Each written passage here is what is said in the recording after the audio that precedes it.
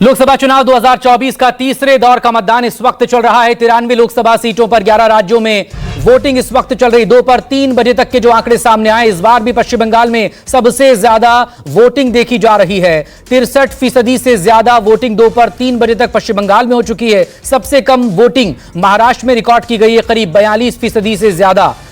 इसके अलावा गुजरात में भी मतदान कम देखा जा रहा है, 50% के अंदर ही वोटिंग हुई है, करीब 47% गुजरात में। उत्तर प्रदेश में भी तीसरे दौर में कम वोटिंग परसेंटेज नजर आ रहा है, करीब 47% ही। इसके अलावा आज मध्य प्रदेश में भी 8 लोकसभा सीटों पर वोटिंग हो रही है, जिसमें पूर्व सीएम शिवराज सिंह चौहान, पूर्व सीएम दिग्विजय सिंह, ज्योतिरादित्य सिंधिया, ऐसे तमाम दिग्गजों पर सबकी नजरें यहां पर टिकी हुई हैं।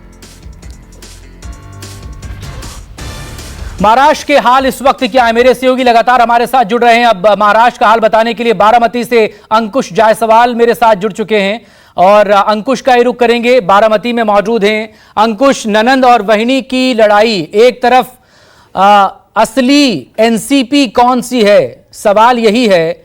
सुप्रिया सुले लगातार लंबे वक्त से बारामती से सांसद चुनकर आ रही हैं, उससे पहले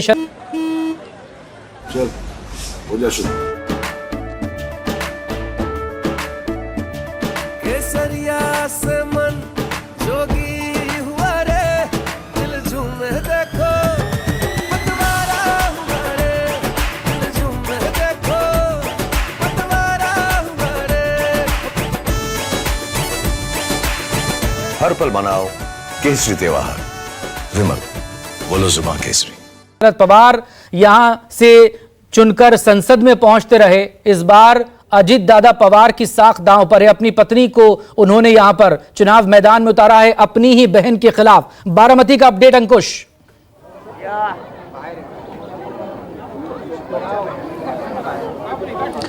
मकसूद सही कहा आपने। बारामती वो जगह है पवार परिवार की जहां पर पिछले 50 साल यानी 5 दशक से भी ज्यादा शरद पवार की जो राजनीति है बारामती से चलती रही है। अब तक अजित पवार, क्योंकि सुप्रिया सुले यहाँ पे 3 बार से सांसद रही है, 4थी बार वो उतरी है चुनावी मैदान में। अब तक जो है अजित पवार वो सुप्रिया सुले के लिए कैंपेन किया करते थे, सारी स्ट्रेटेजी डिसाइड कर दिया किया करते थे, लेकिन अब वही अजित पवार ने सुप्रिया सुले के खिलाफ अपनी पत्नी सुनेत्रा पवार को चुनावी मैदान में उतारा है।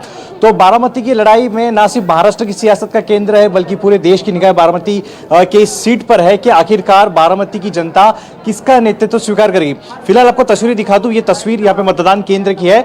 सुबह से महाराष्ट्र में पहले तो 2 से 3 घंटे थे, उसमें काफी अच्छा मतदान देखने को मिला था, लेकिन बीच में काफी धीमी हो गई थी। लेकिन मतदान के आखिरी 1.5 घंटे बचे हैं, तो यहाँ पे हमें मतदाताओं की कतार जो है मतदान के लिए देखने को मिल रही है और इनसे बात करते हैं। ये बताइए, बारामती नेतृत्व किसका स्वीकार करेगा, भाभी का या फिर ननंद का, क्या कहेंगे? दोनों का। ऐसे कैसे दोनों का हो सकता है, एक को आप बताइए। इनको अच्छा, अगर बारामती की अगर विकास की अगर बात करें तो क्या आप संतुष्ट है बारामती की विकास जिस तरीके से किया गया, काम किया गया है? हाँ करेंगे ना, अच्छा करेंगे। तो यहाँ पर और भी मतदाताओं से उनसे हम बात करते हैं कि हमें वोट देने के लिए यहाँ पर पहुंचे हुए हैं। वोट देने आप पहुंचे हुए, क्या कहेंगे बारामती के मुद्दे के साथ साथ यहाँ पे लड़ाई है नेतृत्व की? नेतृत्व की लड़ाई, लेकिन विकास के साथ हम जाना चाहते हैं सर, और बारामती का विकास सर्वांगीण होना चाहिए, इसलिए हमारा जो अधिकार है, इसलिए वोट देने आए हैं। लेकिन ये मुद्दे से ज्यादा ये तय करना है कि नेतृत्व किसका स्वीकार किया जाएगा, शरद पवार जो कि पिछले 5 दशकों से राजनीति कर रहे हैं, या फिर नए नवेले अजित पवार जो नेतृत्व करने के लिए पूरी तरीके से तैयार है? दोनों का जो काम है बहुत अच्छा है और एक ही संघ है दोनों ही, और इसके आगे जो करना है सब लोगों को तय करने का है, और कैसे तरह जा रहे हैं ये सबको एक तय करके वोट करने का है हमको। और वोट मकसूद, एक चीज मैंने यहाँ पे और भी मतदाताओं में देखी थी बारामती की कि कोई खुल के खास बात नहीं करा, और अच्छी बात भी है कि गोपनीयता यहाँ पर रखनी चाहिए। महिला वोटर है, उनसे भी बात करते हैं। भाभी या ननन, क्या कहेंगे?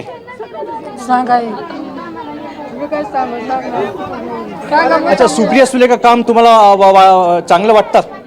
हा, चांगलं वाटतं. काय वाटतं सुप्रिया सुले आणि सुनेत्रा पवार बद्दल काय म्हणाल? त्यांच्याबद्दल पण चांगलं वाटतं.